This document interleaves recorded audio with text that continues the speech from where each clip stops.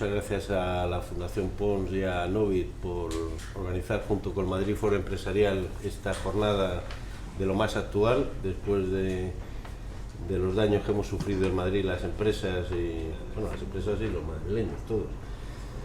Y paso a presentar a Elena Andrade, a Elena Jiménez de Andrade. Muchas gracias, Elena, que es miembro de Madrid Foro Empresarial, pero sobre todo es presidenta del Colegio de Mediadores de Seguros de Madrid y, como he dicho, miembro de Madrid Foro Empresarial. Elena nos va a hablar de datos de los daños, siniestros, reclamaciones, cómo se hacen, en qué plazos y de la paralización de la actividad empresarial. Que en comercio y hostelería, por ejemplo, en Madrid han sido casi 1.000 millones de euros que ha afectado Filomena a unos 70 municipios, según la Comunidad de Madrid.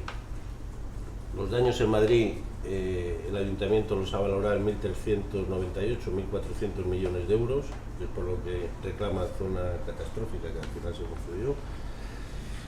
Fueron 30 horas seguidas nevando, 22,300 millones de metros cúbicos de nieve cayó en Madrid, que es la primera vez, yo creo que ninguno de nosotros lo hemos visto, y todo eso ha traído unas consecuencias que es lo que vamos a estudiar hoy.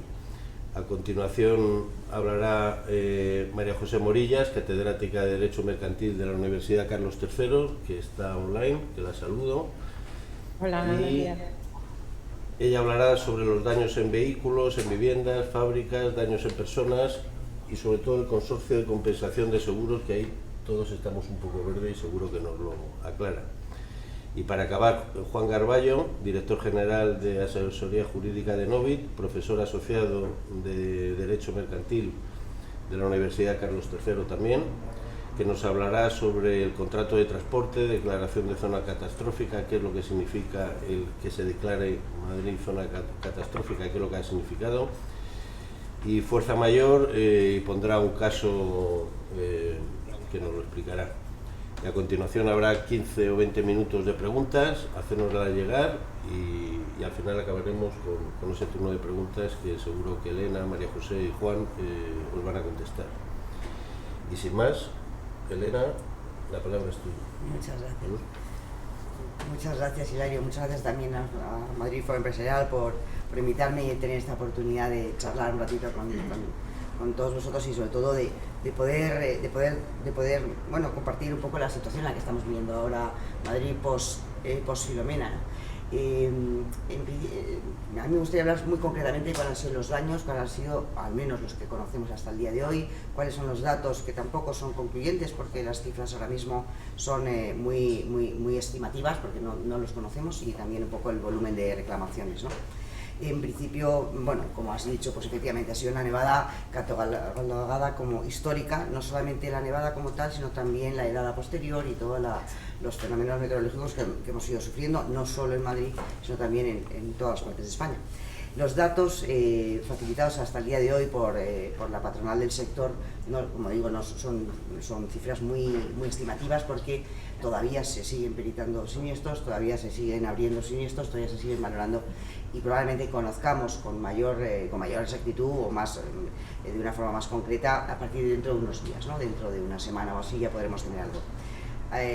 Decir, por ejemplo, que desde el día 6 de enero al día 14 se abrieron cerca de 60.000 siniestros, ¿no? De los cuales, por ejemplo, más de 30.000, en la mitad más o menos, solamente eran siniestros que afectaban a las pólizas de hogar y que afectaban precisamente al tema de la nieve, ¿no? El resto, unos 27.000 o así más o menos, han sido siniestros aperturados por causas de lluvia, viento y demás, que también han afectado con el temporal.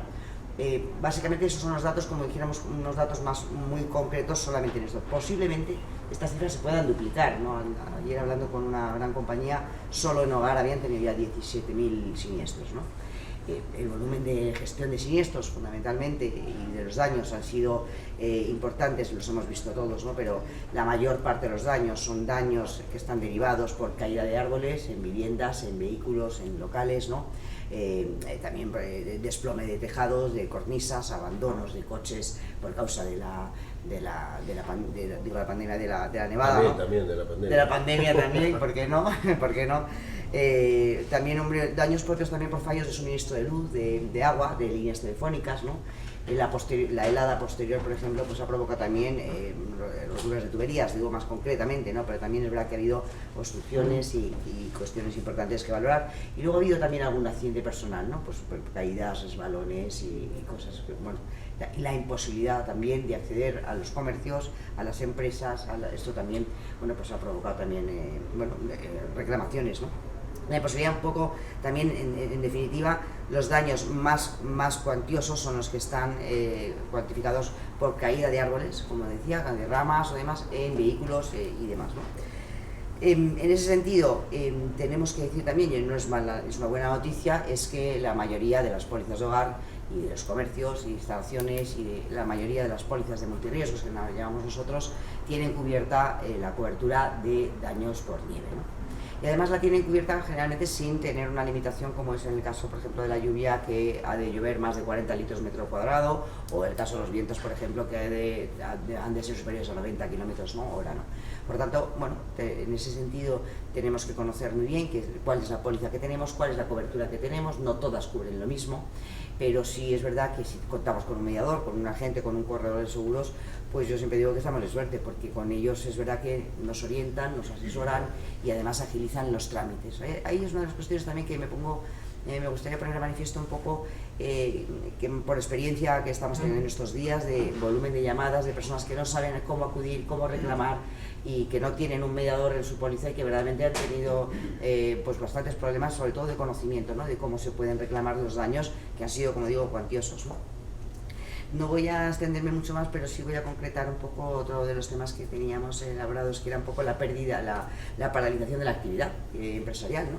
Es verdad que la nevada ha provocado durante unos días pues la imposibilidad de acceder a nuestros locales, a las empresas, a las oficinas, a las instalaciones, y hay que decir, en efecto, que los que tengan contratado una póliza de multirriesgo y tengan contratada la pérdida de beneficios, ¿no? El lucro cesante, bueno, es una cuestión muy importante conocer que, salvo que exista un daño material directo en las instalaciones, ¿no?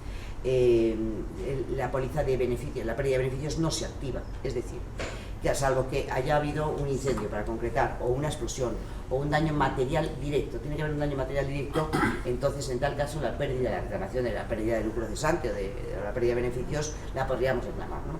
Es decir, tendría que haber entrado la nieve, para entendernos, ¿no? Dentro del local, para que nosotros pudiéramos acceder por la imposibilidad de acceder, ¿no? Eso es una de las cuestiones también que hay que valorar, porque la vinculamos también muchas veces a un debate que llevamos mucho tiempo hablando sobre el tema del COVID, ¿no? Es decir, la paralización de la actividad económica provocada por un virus da derecho o no a reclamar la pérdida de beneficios. No, porque no se considera el COVID como un daño material, ¿no? Y esto, bueno, pues está provocando cierta incertidumbre. En algunos casos, y vuelvo a insistir también, salvo que tú lo hayas pactado, y ocurre en algunas pólizas, ¿no? Que tú como empresario has pactado con el asegurador, bueno, pues una serie de cláusulas, que, por ejemplo, el daño material a veces siempre tiene que estar cubierto, ¿no? Pero a veces, por ejemplo, el proveedor de un empresario por un siniestro no puede proveer una materia prima, y a lo mejor en esos casos podemos solicitar, si lo tenemos pactado, la pérdida de beneficios por ese motivo, ¿no?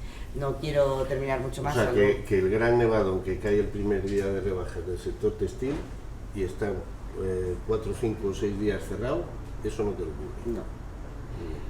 ¿Vale? O sea, entonces, tenemos que contar, doctor Grues, a lo que tengas específicamente contratado en póliza, ¿no? Es decir, no, porque no hay un daño material directo, ¿eh? No hay entonces, tú no puedes acceder al textil, al sector textil, porque por la imposibilidad, por la nevada concretamente, pero no ha habido un daño material directo. La cuestión diferente es que no accedes porque la nieve ha afectado a las instalaciones, ¿no? Esto es la pérdida de beneficios es que va vinculada muy directamente al daño material, ¿no? Y eso, bueno, pues, pero vamos, los daños cuantiosos sobre todo son, como decía, por las caídas de árboles y los destrozos que ha habido sobre vehículos, muchos de ellos con seguro a terceros, por ejemplo, ¿no? O muchos, claro, también ahora se pone de manifiesto un poco, no solamente que nos damos cuenta si estamos asegurados o no, sino si estamos bien asegurados o no, ¿no? Claro. Porque ahora es cuando decimos, oye, pues a lo mejor me hubiera merecido la pena tenerlo a todo riesgo, o a lo mejor tendría que haber valorar correctamente, por ejemplo, mi vivienda, mi hogar o mi casa, ¿no? La verdad es que en el tema de los seguros solo nos acordamos del seguro cuando hay un siniestro. Lo has dejado, has pagado la prima, no sabes lo que estás pagando, hay que tener un mediador, como tú bien dices, eso que te lo actualice, eso no te digo todos los días, pero sí todos los años. Exacto. y prever lo que puede pasar, ¿no? Hablabas de árboles. El Ayuntamiento de Madrid cuantifica en que han sido afectados 150.000 árboles dañados, que han causado daños por 27 millones de euros, y la reposición de esos árboles va a costar 70 millones de euros. En la parte del ayuntamiento, todo eso, al ser, bueno, luego saldrá, al ser declarado zona catastrófica, ¿el ayuntamiento puede recuperar ese dinero o no? Entendemos que sí, ¿no? Yo creo que el hecho de la declaración de zona catastrófica precisamente va muy dirigido primero a paliar y a minorar los daños y las pérdidas pecuniarias que hayan tenido las familias y sus viviendas y demás, pero también para ayudar a las corporaciones locales, ¿no? Para asumir también el coste de la reposición y la restitución de todos los, en este caso de las arboledas, ¿no? Y yo creo que eso es determinante también, ¿no? Y la zona, ya nos lo contarán luego, pero la declaración de zona catastrófica precisamente va por esto, ¿no? Por el fin también de paliar y de ayudar un poco a las corporaciones locales a restituir todos los daños, ¿no? Sí, sí. Muy bien, muchas gracias. Muchas gracias. Luego seguimos. Pues damos paso a María José Morillas, que está online. María José, cuando quieras. Muy bien, muchas gracias, Hilario, y gracias a los organizadores de esta jornada por invitarme a participar en ella, a Madrid Foro Empresarial, a Novit y al patrocinio de la Fundación Fondos. La verdad es que un acontecimiento como el que hemos vivido, que inmediatamente nos trae a la cabeza el calificativo de extraordinario, hace que empiece a hablar yo precisamente por el Consorcio de Compensación de Seguros, porque esta entidad pública empresarial tiene, entre otras funciones, la indemnización de los daños, tanto materiales como personales, derivados de los riesgos extraordinarios, indemnización de daños, gastos complementarios y también, en cierta medida, pérdidas pecuniarias. El concepto de riesgo extraordinario no hay que medirlo en función de la magnitud económica del daño, sino desde un punto de vista cualitativo. ¿Por qué? Porque la legislación sobre riesgos extraordinarios, tanto el Reglamento de Riesgos Extraordinarios como el Estatuto del Consorcio, como la propia Ley de Contrato de Seguro y las disposiciones de rango inferior, como las resoluciones de la Dirección General de Seguros y Fondos de Pensiones, contienen una lista cerrada de riesgos extraordinarios. Algunos están relacionados con actos humanos, como puede ser el terrorismo o las guerras, y otros están vinculados o son independientes de la voluntad humana y se refieren a fenómenos de la naturaleza. Relacionados con la borrasca Filomena, los que serían riesgos extraordinarios a los efectos de la cobertura del consorcio serían únicamente la inundación extraordinaria, siempre que haya anegamiento de terreno, y la tempestad ciclónica atípica. La tempestad ciclónica se subdivide en varios supuestos, ya sea una combinación de viento y lluvia, una combinación de viento y temperaturas muy bajas, tornados y, por último, vientos superiores a 120 kilómetros por hora, siempre que se mantenga esa intensidad al menos durante 3 segundos. Además de que hay una lista cerrada de riesgos extraordinarios, la interpretación de estos riesgos y de estos supuestos es una interpretación necesariamente estricta. Quiere decir, y lo dice el propio Reglamento de Riesgos Extraordinarios, que se excluyen los daños producidos por fenómenos de la naturaleza distintos de los manifestados en el propio reglamento, en el artículo 1, que, como he señalado, solamente menciona la inundación extraordinaria y la tempestad ciclónica atípica. Por eso, no es de extrañar que el Consorcio de Compensación de Seguros emitiera un comunicado el 11 de enero de este año, diciendo que las nevadas no se encuentran incluidas en la relación de riesgos extraordinarios que indemniza el consorcio. Por tanto, ni los daños a las personas, ni los daños materiales, ni la pérdida de ingresos o lucro cesante que produzcan las nevadas pueden ser indemnizados por el consorcio. En el caso de personas o bienes asegurados, los afectados deberán dirigirse a su entidad aseguradora, que podrá atender su reclamación si la cobertura está incluida en el contrato de seguro suscrito por el afectado.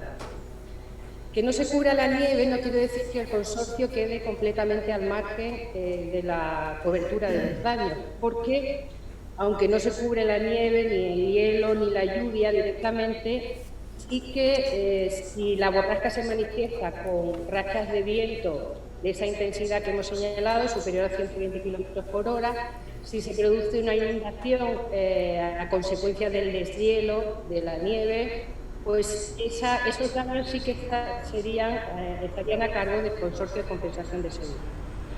Ese comunicado del consorcio, como veis, hace referencia a que si no lo cubre el consorcio se debería canalizar la reclamación de la indemnización a las aseguradoras privadas.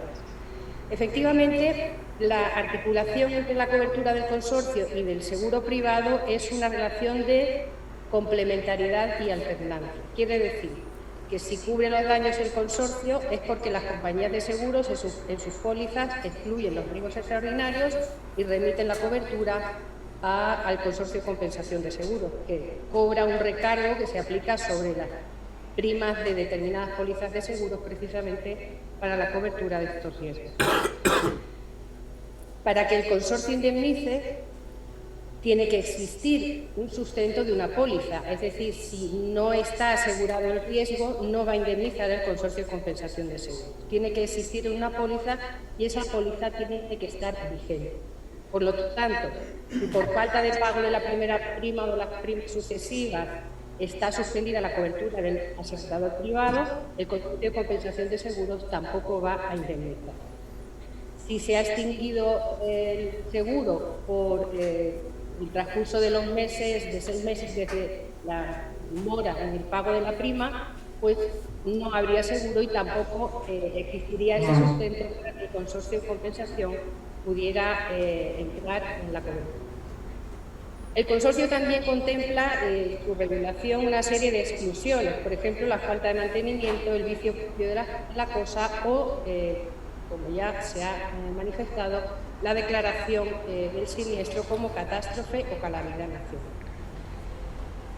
En cuanto a los daños a los bienes y a las personas, podemos encontrar, si no están cubiertos por el Consorcio de Compensación de Seguros, podemos acudir a la compañía de seguros con la que tengamos contratadas las coberturas de daños a los bienes o daños a las personas para reclamar la indemnización.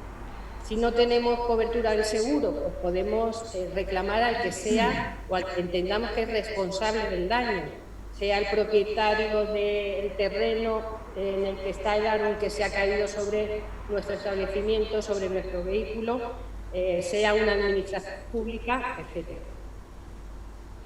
¿Qué ocurre con la cobertura de las compañías de seguros si tenemos contratado un seguro? Bueno, y si no hay ni seguro ni responsable, pues los daños quedarían a cargo del afectado, a no ser que entrará en juego la cobertura del Estado a través de la declaración de catástrofe o calamidad nacional. ¿Qué ocurre si tenemos un seguro concertado? Pues los seguros de daños a los bienes contemplan, como ya ha anticipado Elena, los fenómenos atmosféricos o meteorológicos, pero los contemplan en distinta medida, con distintas coberturas, en ocasiones mencionándolos como riesgos o como daños excluidos de la cobertura o sometiéndolos a condiciones específicas. Así, por ejemplo, en las pólizas de seguro de maquinaria se suelen incluir los fenómenos atmosféricos, mientras que en las pólizas de equipos eléctricos se excluye ese tipo de fenómenos de la cobertura del seguro. En los seguros multirriesgo de empresa, de particulares, del hogar, de comercio, de edificaciones, es necesario tener la cobertura del continente y del contenido para que el fenómeno meteorológico nos permita recuperar el daño que hayamos sufrido, ya sea en la instalación, ya sea en el contenido de la misma. Y la mayor parte de las pólizas establecen la necesidad de que se contrate de forma expresa este tipo de daños, los daños por fenómenos atmosféricos. Como ha señalado Elena,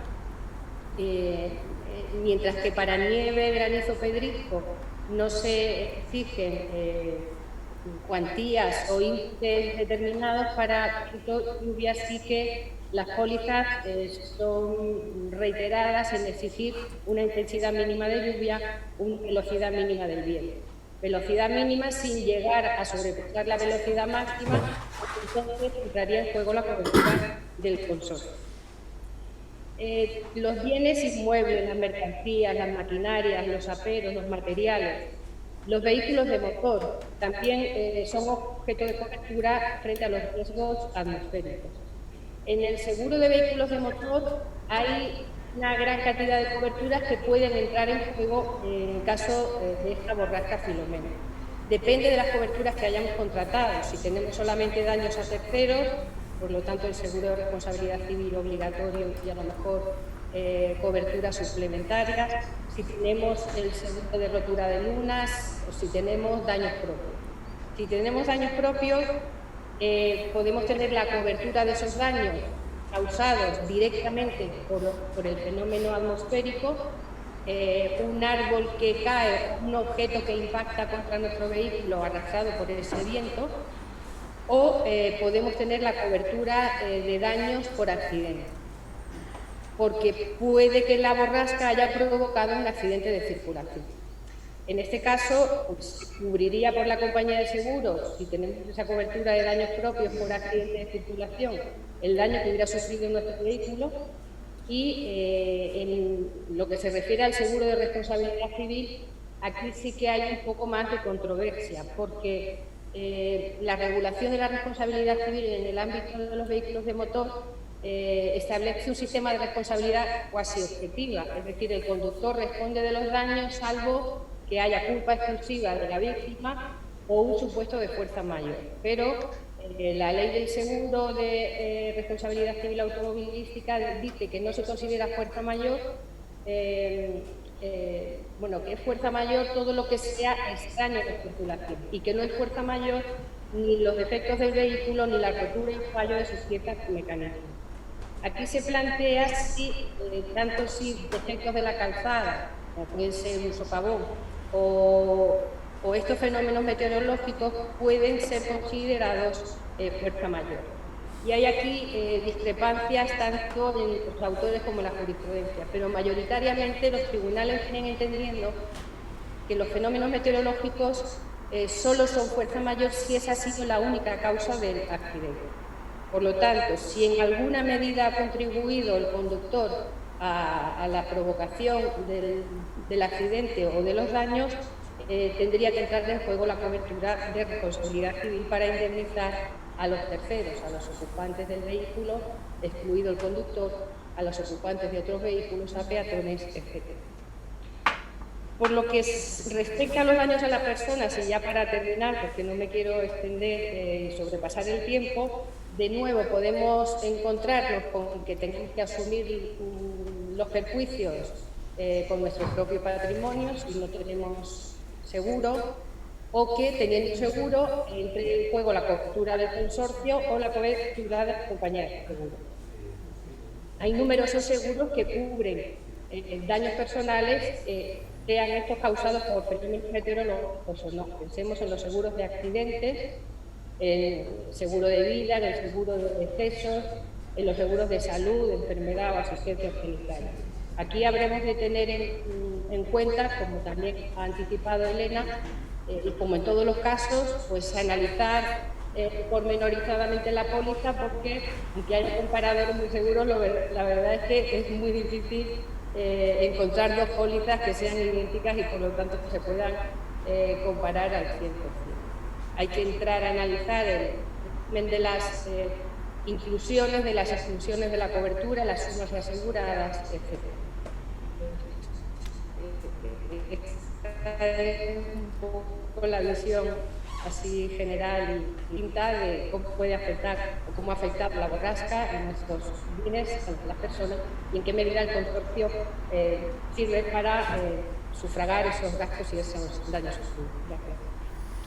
Muy bien, pues muchas gracias, María José. Luego volveremos sobre el tema del consorcio de compensación de seguros, seguro en las preguntas. Y ahora damos paso a Juan Garballo, director general de la Asesoría Jurídica de Novit y profesor asociado de Derecho Mercantil de la Universidad Carlos III. Juan, cuando quieras.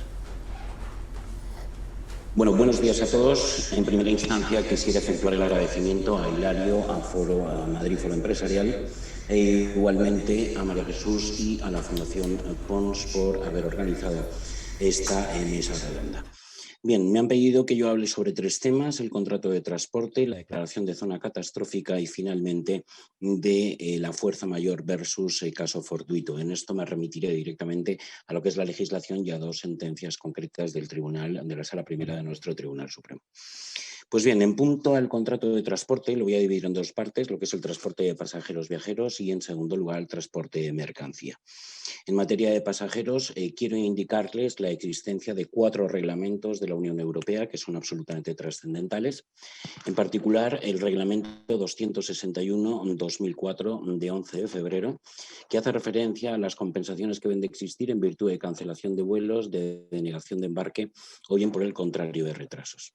En segundo lugar, el Reglamento 1371/2007 de 23 de octubre sobre los derechos y las obligaciones de los viajeros por ferrocarril. En tercer lugar, el Reglamento 1177/2010 de 24 de noviembre de 2010, como he dicho, sobre los derechos de pasajeros que viajan por vías navegables. Y finalmente, el Reglamento 181 de 2011 de 16 de febrero, que es los derechos que tienen los pasajeros que viajan en autobuses o en autocares. Quiero reseñarles que hay unas directrices interpretativas de estos reglamentos de suma importancia, por lo menos para mí, y que han sido objeto de publicación en el Diario Oficial de la Unión Europea de 18 de marzo de 2020, precisamente como consecuencia de la pandemia del COVID. Estos reglamentos, en síntesis, vienen a decir prácticamente lo mismo, si bien es cierto que existen en algunos casos algunas determinadas diferencias. Por ello, me voy a limitar al más importante, que por lo menos bajo mi punto de vista, siendo todos ellos importantes, que es el Reglamento 261/2004 de 11 de febrero, relativo, como ya he comentado, a la cancelación, a la denegación de embarque o al retraso.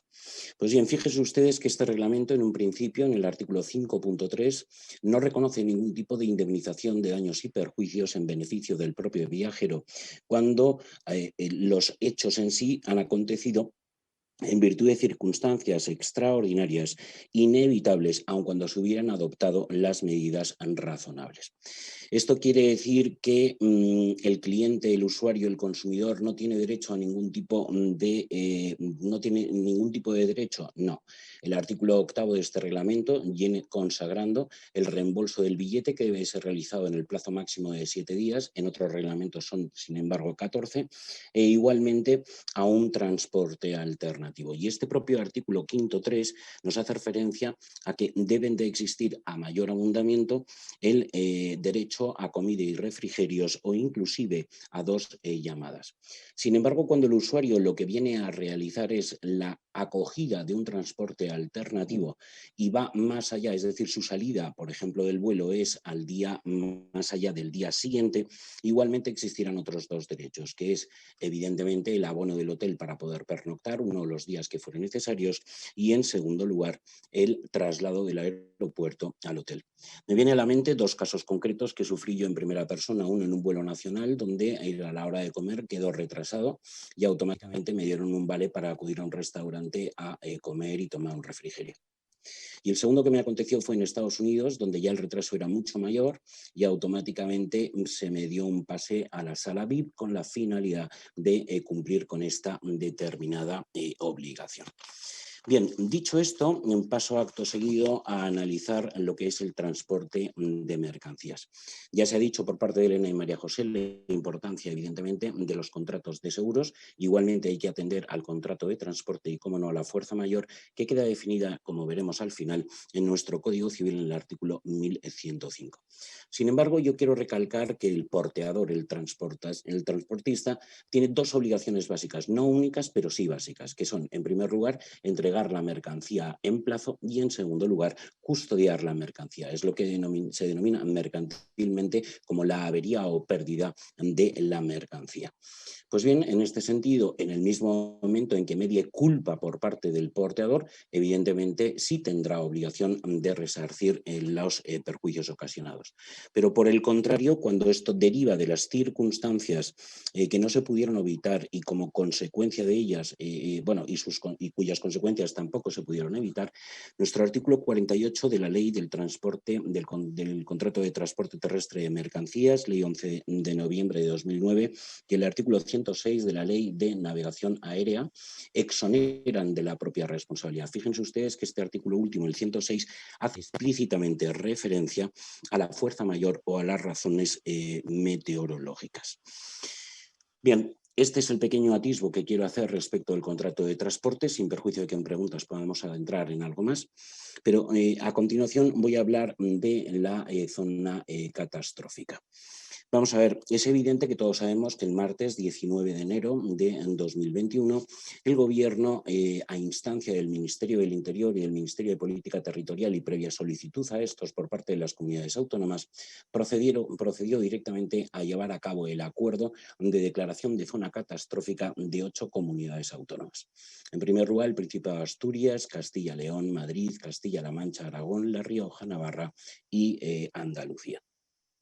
Y este determinado acuerdo se fija en 3 posiciones fundamentales. Las 2 primeras, que son las más importantes, habla de las primeras ayudas y, en segundo lugar, habla de las medidas fiscales y de las medidas de naturaleza laboral. Fija directamente en ese acuerdo el resarcimiento por los daños personales en caso de fallecimiento, en caso de una incapacidad absoluta, pero siempre y cuando exista el nexo de causalidad vinculado bien sea al temporal de nieve o bien al frío. E igualmente viene a hacer referencia a los daños materiales en vivienda y enseres, entendiendo por enseres los que se consideran básicos para atender las necesidades esenciales, y igualmente a los daños sufridos en establecimientos industriales, mercantiles, agrarios, marítimo-pesqueros, de turismo y de otros servicios. Y en esta primera parte, que son las primeras ayudas, se somete directamente al Real Decreto 307/2005 de 18 de marzo, que fue objeto de publicación en el Boletín Oficial del Estado el día 19 y que viene a hacer referencia a la atención de determinadas necesidades derivadas de situaciones de emergencia o de naturaleza catastrófica. Y en este propio Real Decreto igualmente se establece el procedimiento para su concesión, vinculando subsidiariamente a la Ley de Subvenciones.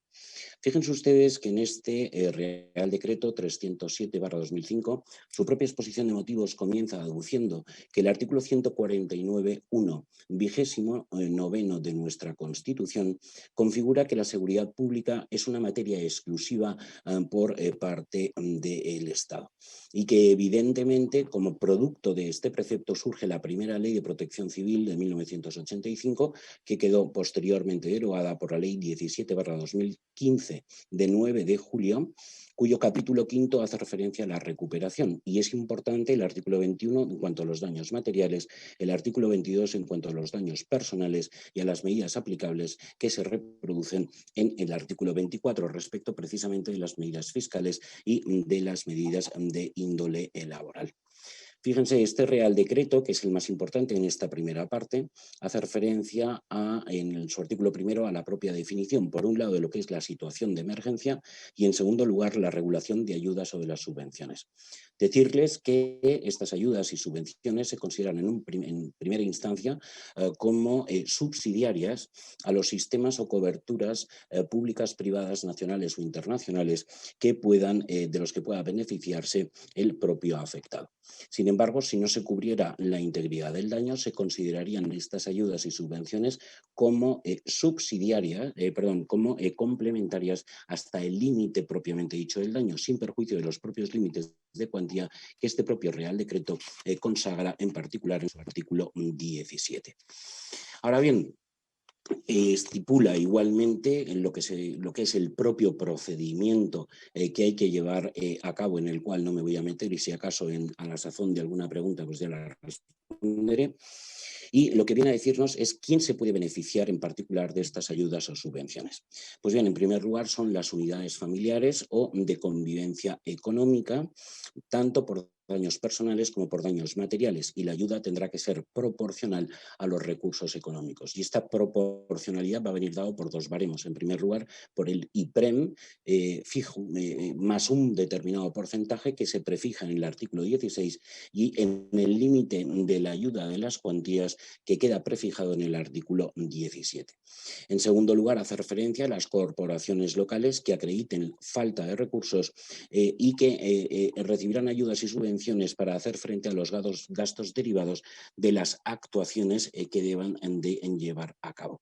En tercer lugar, las personas físicas o jurídicas que a requerimiento de una autoridad pública de la Administración en general del Estado se requiera directamente su propia intervención mediante la realización de prestaciones personales o materiales. Y en este caso, lo que se aboga fundamentalmente no es otro que al resarcimiento de la prestación realizada y, por lo tanto, cobrar esa prestación personal o material.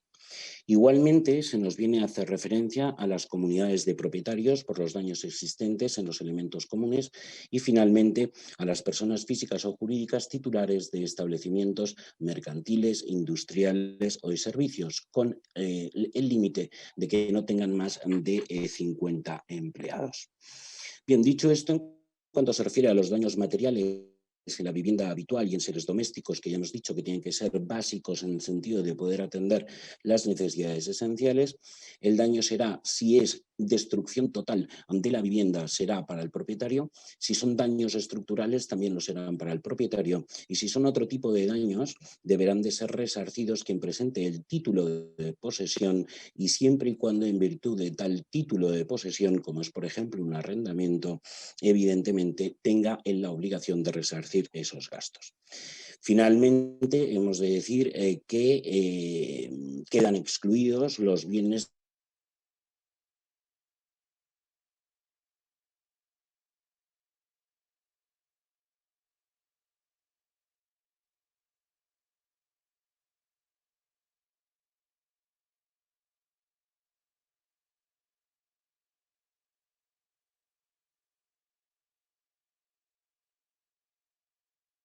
problema que seguro que se soluciona ahora. Si quieres pasamos a alguna pregunta que nos haya llegado, Elena. Muy bien.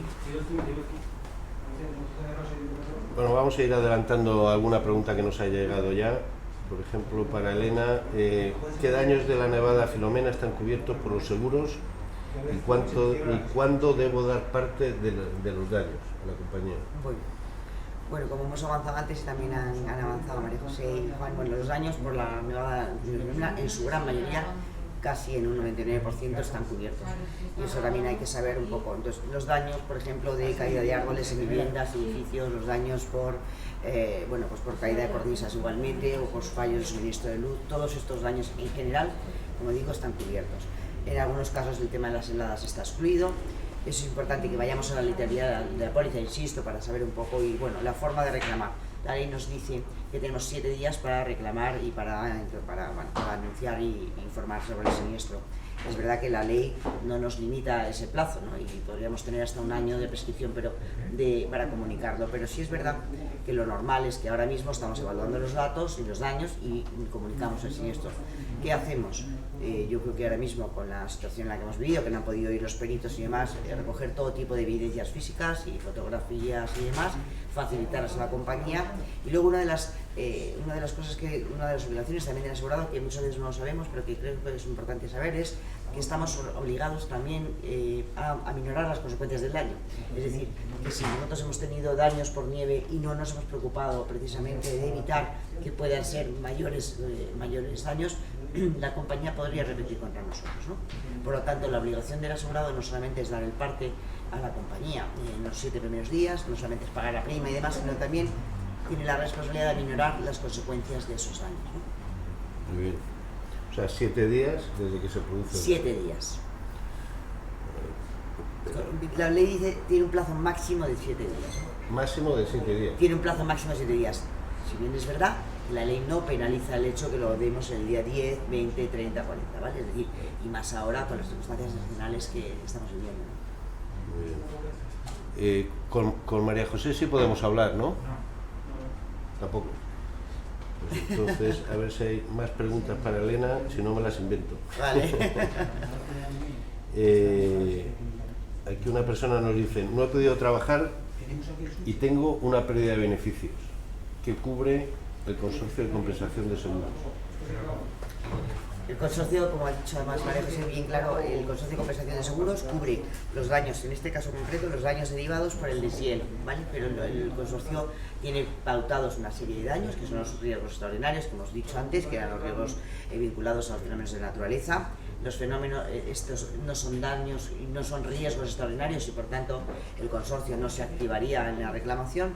Yo a esa persona sí que le diría, si no ha podido trabajar y la pérdida de beneficios no la tiene contratada, porque no tiene una póliza, y en el caso además que no ha habido como hemos hablado antes, un daño material directo, sí que podría acceder probablemente, y eso a lo mejor me excedo, pero las ayudas que están destinadas por las administraciones responsables en el caso de la zona catastrófica, ¿no? Por tanto, sí puede estar catalogado dentro de las personas que son vulnerables y que necesitan paliar los efectos. Yo iniciaría una reclamación ante la administración para ver si puede ser indemnizado por la declaración de zona catastrófica.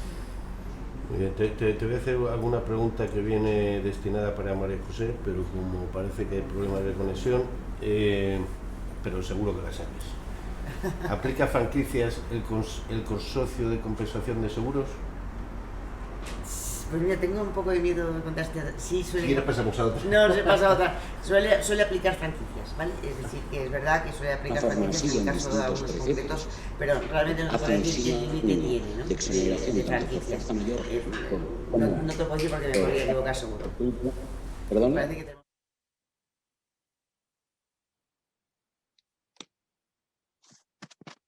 ¿Perdón? ¿No se me oye? Sigue, Juan. De acuerdo, es que me creía que había algún problema con el sonido. Bueno, pues bien, venía a decir en definitiva que parte de la doctrina los configura de una forma idéntica y por lo tanto exonera la responsabilidad. Un ejemplo claro de ello es el artículo 1602 del Código Civil relativo al transporte de mercancías, donde queda exonerada la avería o pérdida de mercancía y cita explícitamente fuerza mayor y caso fortuito. Sin embargo, y a pesar de ello, yo me quedaría con otra sentencia relativamente reciente respecto de la anteriormente citada, que es la sentencia de 22 de diciembre de 1997, que configura la diferencia entre caso fortuito y fuerza mayor. La fuerza mayor la identifica de nuevo con la imprevisión e inevitabilidad, mientras que el caso fortuito la identifica con la previsión y evitabilidad. En el primero de los casos existiría exoneración y en el segundo de los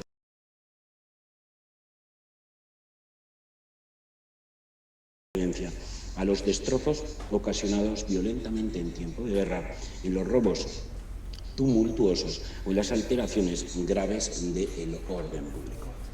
En definitiva, el acuerdo del Consejo de Ministros de 19 de enero declarando esas zonas catastróficas que les he citado remite per se a dos normativas. En primer lugar, al propio reglamento 307 que les he citado anteriormente, es decir, el de 18 de marzo de 2005, y en segundo lugar, en cuanto a las medidas fiscales y a las medidas laborales, nos remite a la Ley del Sistema Nacional de Protección Civil, la Ley 17/2015 de 9 de junio. Muchas gracias por su atención y, si les parece, pues damos eco en un plazo más o menos de 5 minutos a las preguntas que quieran formular. Muchas gracias. Pues muchas gracias, Juan. Ha habido ahí unos minutos que te hemos perdido de sonido y de imagen, pero si quieres empezamos contigo las preguntas, ya que estás ahí.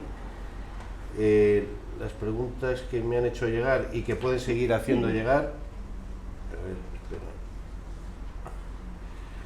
Hay una para ti que es, si un viajero como consecuencia de la cancelación de un vuelo tuviera que pernoctar en la ciudad de salida del vuelo, ¿quién lo abona? Lo has contestado antes, pero bueno.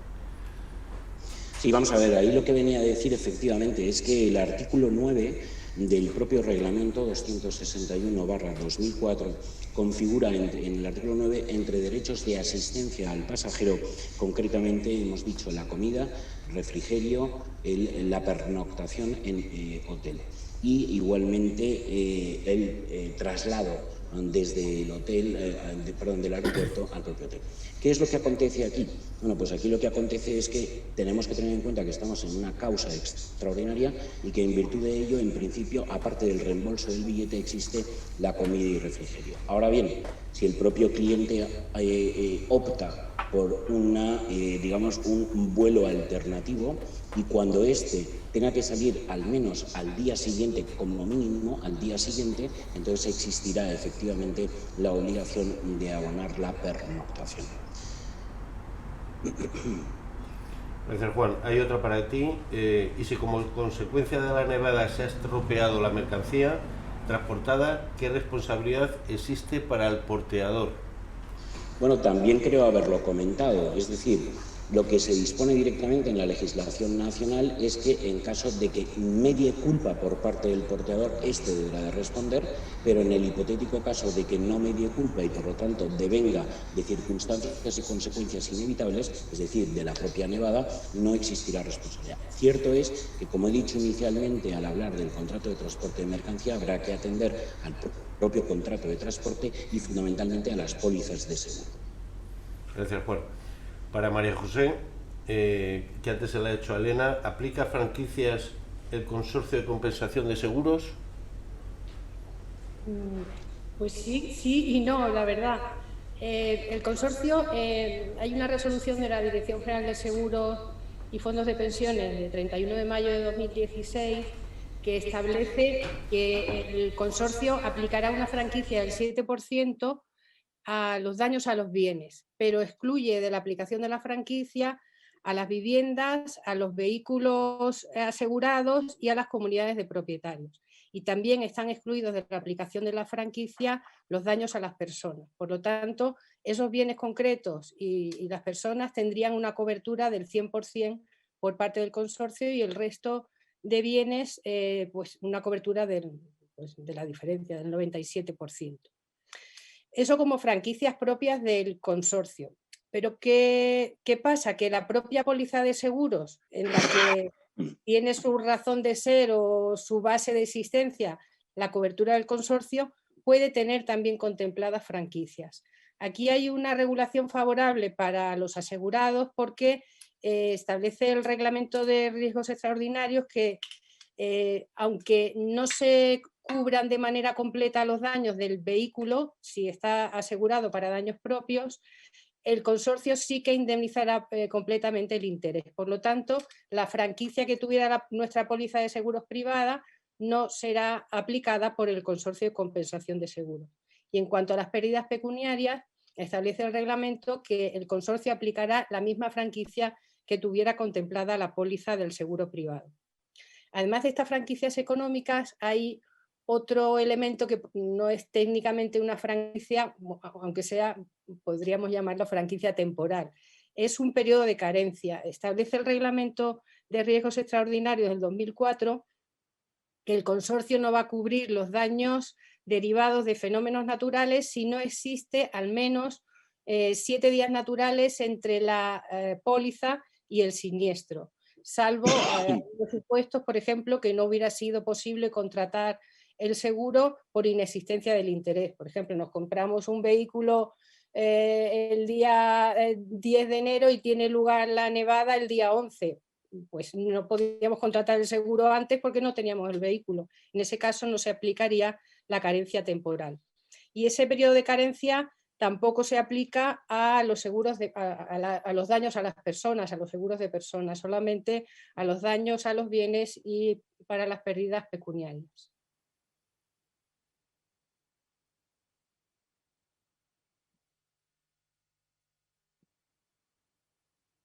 Esa sería la regulación de las franquicias.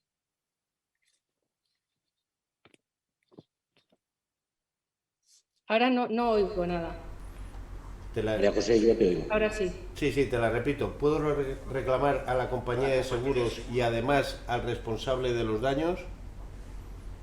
Bueno, pues aquí, de nuevo, un poco haciendo de gallega, diríamos que depende. Depende del tipo de daño que se haya sufrido y de seguro que se tenga contratado.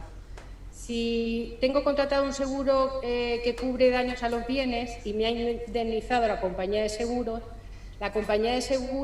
puede ejercitar el que se llama derecho de subrogación, que quiere decir que se coloca en la posición del asegurado para reclamar de quien haya sido responsable del daño.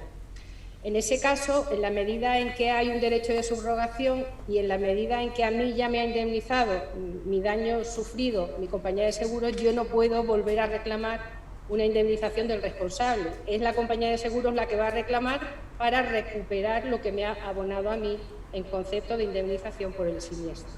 Por lo tanto, en la medida en la que la compañía de seguros me ha indemnizado, si me ha indemnizado totalmente, nada tengo que poder reclamar al responsable, porque si yo pudiera cobrar de la compañía y cobrar del responsable del daño, tendría un enriquecimiento, porque habría sido indemnizada 2 veces y me habría enriquecido a consecuencia del siniestro, y eso está prohibido por la legislación de seguro. Gracias. Si la compañía solamente me ha indemnizado parcialmente el daño, pues en la diferencia sí que puedo reclamar yo al responsable. Eso por lo que se refiere a los seguros de daño. En los seguros de personas, la compañía de seguros, el asegurador no tiene derecho de subrogación. ¿Por qué? Porque se entiende que nunca va a haber enriquecimiento del asegurado. Puede reclamar a la compañía de seguros y percibir la indemnización que esté contemplada en la póliza, y además puede reclamar del responsable. Únicamente los gastos de asistencia sanitaria rige el principio indemnizatorio. Si a mí la compañía de seguros me ha indemnizado el gasto farmacéutico, yo no puedo reclamar otra vez ese gasto del responsable, porque en ese caso sí que habría un enriquecimiento. Por lo tanto, hay que diferenciar el tipo de seguro y el tipo de daño sufrido. Muchas gracias, María José. Aquí nos pasan unas preguntas que las veo. Raquel Sanz nos pregunta: ¿habría recuperación de horas de trabajo en caso de que sea la empresa quien comunique previamente a los trabajadores que permanecerá cerrada a causa de la nevada? No sé para quién es de los tres, pero... Para mí no, seguro. Juan. Vamos a ver, esto se debería de consultar obviamente a un despacho laboral, pero yo quiero entender que sí se deberían de recuperar.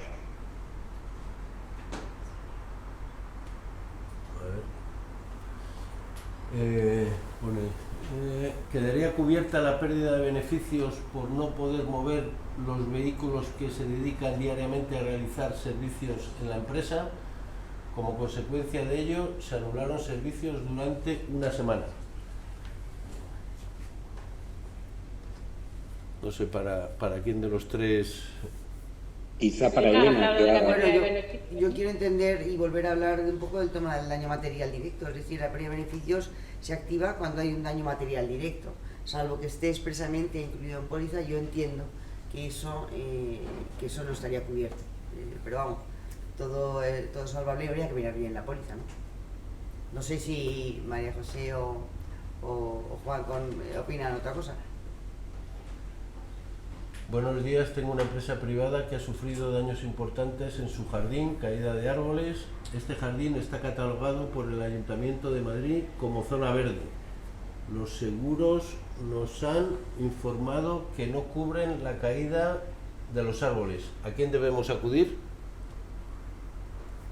Vamos a ver, si os parece la contesto yo. El artículo 5 del reglamento que he citado yo, 307, cuando habla de los daños en comunidades de propietarios, dispone explícitamente que podrán ser objeto de ayudas y subvenciones, pero bajo 2 ulteriores condiciones, que son que hayan sido sufridos los daños en elementos comunes de uso general que afecten tanto a la seguridad como a la funcionalidad del inmueble.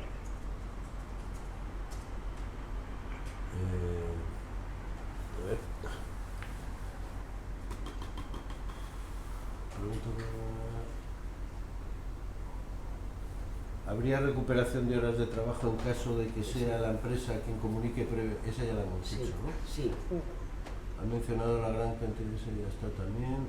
¿Quedaría cubierta la pérdida? Hilario, yo veo una pregunta interesante inicial de la señora Salas, que dice: ¿cómo se podrá solicitar al Estado la subvención por daños en nave una vez declarada la zona catastrófica sin tener póliza de seguro que cubra los daños?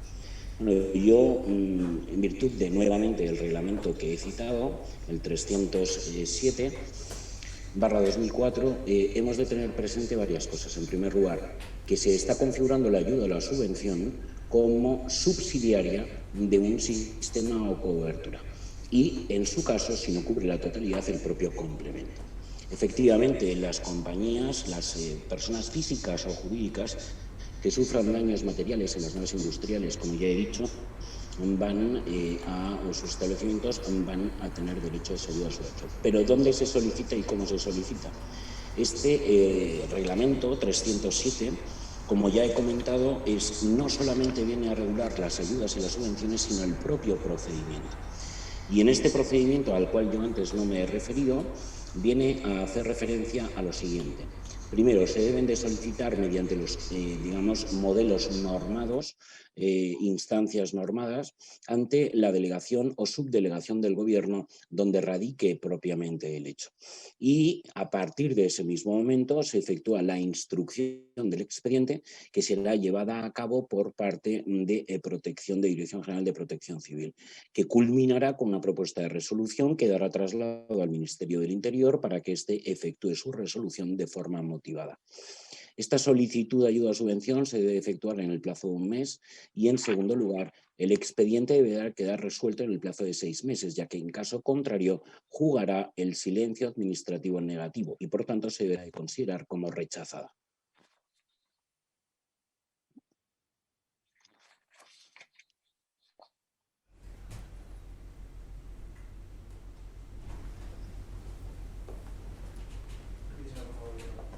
Yo, por añadir algo a la pregunta de los daños a los jardines y a los árboles, depende de la póliza que se haya contratado. Si el jardín es una zona común, pues tendrá la comunidad de propietarios que haber contratado un seguro de daños propios o de responsabilidad civil para que queden cubiertos los daños sufridos por el arbolado o los daños que causen esos árboles cuando caen sobre una persona o sobre un objeto que no sea de la propia comunidad. Y aquí las pólizas son pues bastante dispares. Hay algunas que cubren los jardines y otras que contienen exclusiones. Y si se trata de una vivienda que tiene un jardín, pues igualmente habrá que contemplar la cobertura y las exclusiones, porque ya no habría que diferenciar entre zonas privativas y zonas comunes, sino que todo sería un poco el seguro del continente o del contenido de esa instalación. Para Juan, que no sé si antes me habías oído, ¿existen incentivos fiscales para empresas y autónomos? Y lo he dicho, de hecho, a lo mejor era en el momento en que se ha efectuado el corte de la comunicación. Fíjense, el artículo 24.2 de la Ley Nacional del Sistema Nacional de Protección Civil reza en ese precepto que las empresas y los trabajadores por cuenta propia, es decir, los autónomos, incluidos en cualquier tipo de régimen de seguridad social, podrán solicitar y obtener, previa justificación del daño sufrido, una moratoria hasta 1 año sin intereses en el pago de las cotizaciones de seguridad social. Vale, gracias. Para María José, ¿es legal que en la póliza haya sumas aseguradas específicas para los daños causados por fenómenos meteorológicos? Pues es legal dependiendo de cómo se haya... bueno, es legal. Lo que ocurre es que no siempre esa cláusula que establece una suma, entiendo que normalmente inferior a la suma asegurada general, no siempre esa cláusula va a poder ser utilizada por la compañía de seguros. ¿Por qué? Si hay una suma asegurada por continente y por contenido y después hay una cláusula que establece que si el daño tiene su origen en un fenómeno meteorológico, la suma asegurada es inferior, esa cláusula, como contiene una limitación de la cobertura, tendría que ser destacada del resto. Es un requisito que establece el artículo 8 de la Ley de Contrato de Seguro a partir de una modificación que tuvo lugar en el año 2015. Pero que añadiría, pues que en ocasiones esta cláusula que establece una suma asegurada inferior, si el daño tiene su origen en un fenómeno meteorológico, puede ser considerada como cláusula limitativa de los derechos del asegurado. Y en ese caso no bastaría con que fuera destacada del resto, sino que necesitaría ser aceptada expresamente por escrito por el asegurado, con una doble firma, la firma de la póliza y además una firma específica de esa cláusula. Hay una sentencia del Tribunal Supremo del año 2010, no estoy segura del día, me parece que es 1 de octubre del año 2010, que plantea precisamente el calificativo que se puede dar a una cláusula que contemplaba ese caso. Una suma por continente y por contenido pues muy elevada, me parece, bueno, era como 250.000 de euros por continente y como 90.000 euros por contenido, y la suma para los daños causados por fenómenos meteorológicos era pues irrisoria, eran 3.000 euros. Ahí entendió el Supremo que, como en las condiciones particulares se hacía referencia solo a las sumas generales y la limitación de esa suma estaba contenida en el condicionado general y no estaba aceptada y destacada expresamente, no era aplicable, y entonces condenó a la compañía de seguros a indemnizar el daño producido por encima de ese límite de los 3.000 euros. Muchas gracias, María José. Como una cláusula limitativa. Muchas gracias, María José. Bueno, por ser escrupulosos con la hora, que son las 11, que es el compromiso que teníamos de 10 a 11. Muchas gracias por todas las preguntas. Hay bastantes que se han quedado sin contestar porque no ha dado tiempo, pero se pueden contactar con Novit Legal, que seguro que se lo van a aclarar lo antes posible. Muchas gracias, Elena. Muchas gracias, María José, Juan. Muchas gracias, María Jesús. Muchas gracias a Novit, a Fundación Pons, a Deusto, a Ibercaja. Espero que la jornada haya sido útil y eficaz para las más de 100 personas que se han conectado hoy por la mañana.